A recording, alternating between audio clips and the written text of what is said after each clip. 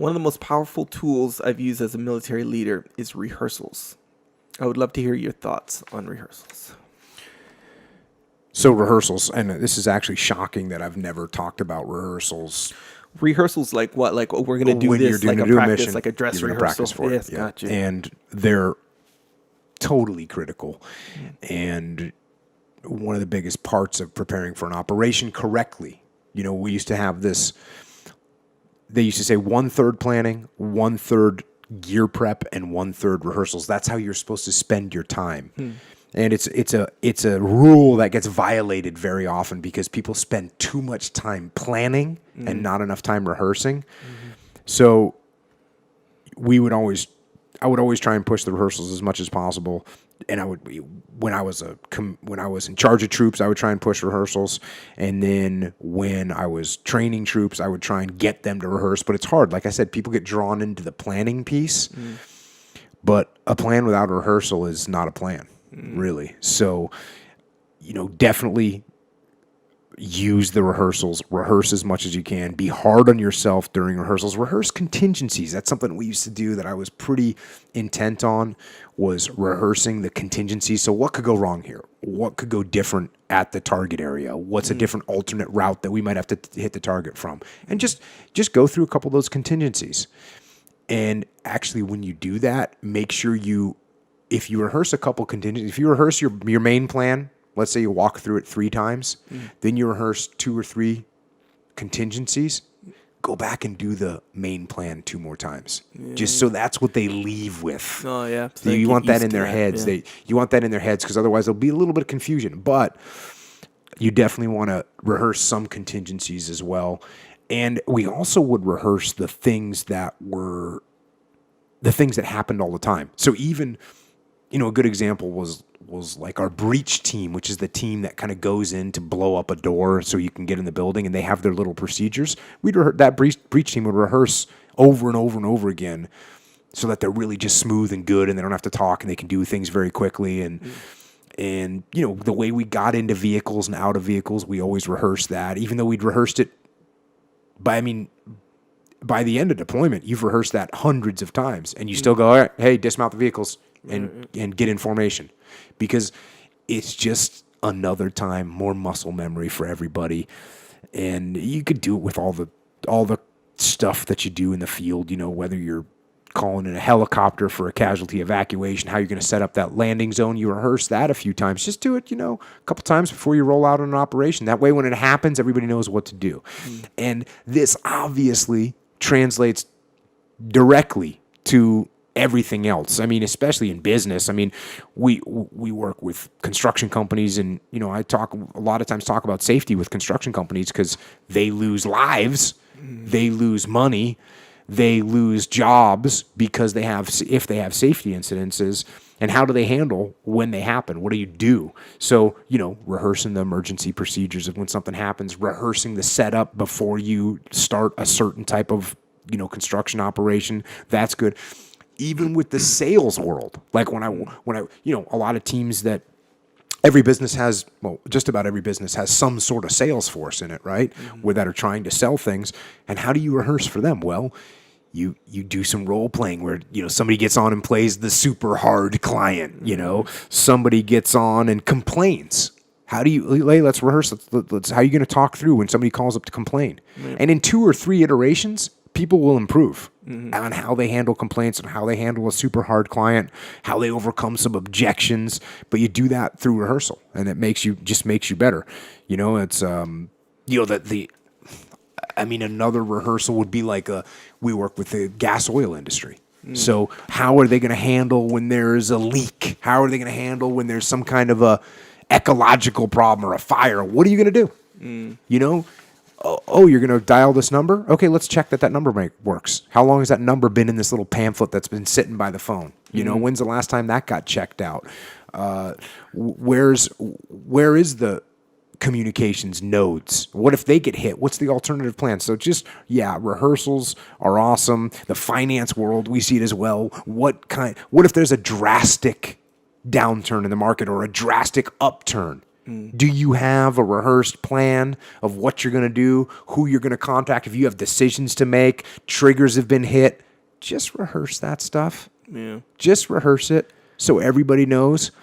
And it's very, very helpful. I know when I was in charge of training, I had a very squared away and fired up corpsman, who's our medical support. And he just, I talked about rehearsals one time or whatever, and he came to me and said, hey, we're going to rehearse all of our casualty evacuations for all of our different training sites.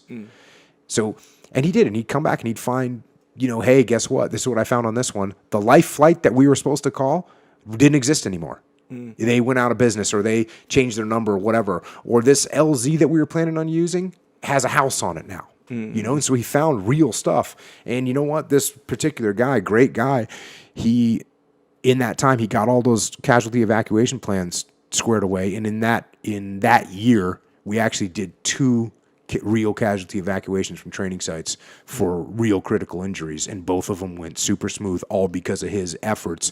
And they ran full rehearsals. And so just that kind of thing. Those things save lives for sure. Just doing those full rehearsals. So yes, rehearse, and rehearse in anything that you're doing, because it'll make you better. Yeah, especially where I would think that anytime you're in a situation where being on the spot is a big factor, where you have to make a decision quick. You don't have a day or 2 days to, analyze and make a decision. Feel like rehearsal would be a critical part of preparing for something like that. Yeah, and you can do that with the decision making. Sure, you can set up all kinds of rehearsals for decision making in whatever industry you're in. But what I like to do is make those decisions critical, make those challenging, so that you're putting somebody on the spot. You're putting a leader in the spot. And I'll tell you what, one thing that's very cool about this, and this is something you could carry over to everything you do. It goes to decentralized command. It goes to instilling initiative in people.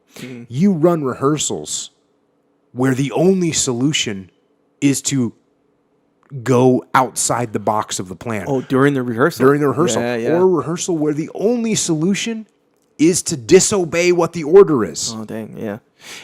And the reason I'm bringing this up specifically is because you're talking about rehearsing when there's decisions that need to be made. So this is going a little bit from rehearsal almost into a training scenario, right? Yeah. So we're getting away from rehearsal where you're rehearsing a specific operation into a training scenario where what you're trying to do in training is you're trying to get people to think. You're trying to get people to think on their own. And that is the most beautiful thing that you want as a leader, is you want all your people thinking.